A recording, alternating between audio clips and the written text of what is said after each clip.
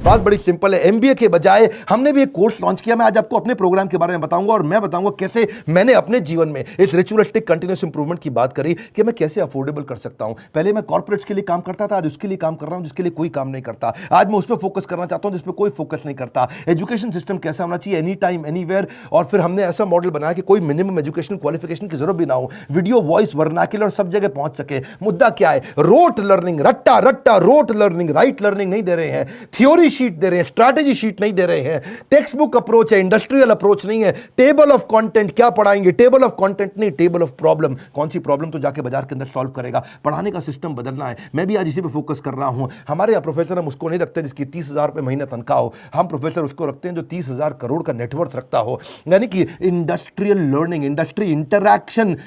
Normally colleges में क्या होता है, वो पार्ट ऑफ कोर्स है और इंडस्ट्री इंटरैक्शन हमारे लिए होल ऑफ कोर्स है। यानी कि केवल इंडस्ट्री इंटरैक्शन ही रखते हैं हम लोग, पार्ट ऑफ कोर्स नहीं कि वैसे तो भाई थियोरेटिकल पढ़ाई करा दो, थोड़ा पार्ट ऑफ कोर्स। ना ना ना, होल ऑफ कोर्स, पूरा का पूरा लर्निंग इंडस्ट्री सिखाए आपको। लोग सबके साथ फोकस करते हैं colleges top of the pyramid, सबसे ज्यादा प्रीमियम लोगों को माल बेचो। हमने क्या फोकस किया, middle of the pyramid, bottom of the pyramid. Harvard कह रहा है 80% केस स्टडी, स्टैनफोर्ड कह रहा है 40% केस स्टडी, वॉटन को देखो 40% केस स्टडी। स्टूडेंट इंडिया के अंदर समर इंटर्नशिप करते नहीं, केस स्टडी पर काम करते नहीं, फेक सारी की सारी सबमिट करके आ जाते हैं रिपोर्ट्स। कैसी बर्निंग प्रॉब्लम सॉल्व कर रहे हैं आप अपने कोर्सेज के द्वारा। यही हमारा मॉडल है। देखिए पता है क्या, जब एवरीथिंग अबाउट एंटरप्रेन्योरशिप के बारे में पता करते हैं, मैं इसका थोड़ा बताऊं आपको ये कैसे बनाया हमने। देखा कस्टमर की प्रॉब्लम क्या आ रही है, उसके पास फंड नहीं है, वो कर्जे से मुक्त नहीं हो पा रहा है, वो अपनी कॉस्ट को कंट्रोल नहीं कर पाता, अपनी इन्वेंटरी नहीं संभाल पाता, लो मार्जिन है नहीं बिजनेस में, कॉम्पिटिशन बहुत ज्यादा है और कॉस्ट बढ़ती जा रही है। जो माल बना रहा है महंगा पड़ रहा है और मार्केट में माल सही रेट पे बिकता नहीं है, लो मार्जिन हाई कॉस्ट।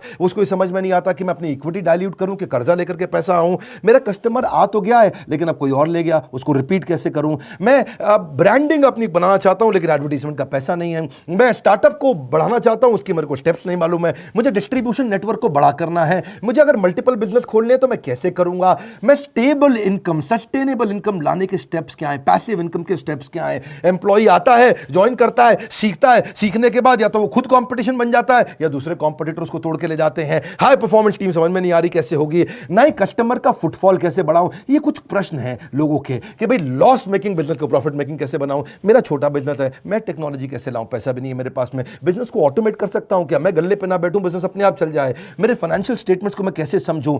हमने ये सारी लोगों की प्रॉब्लम्स इकट्ठी करी और उसके बाद एवरीथिंग अबाउट एंटरप्रेन्योरशिप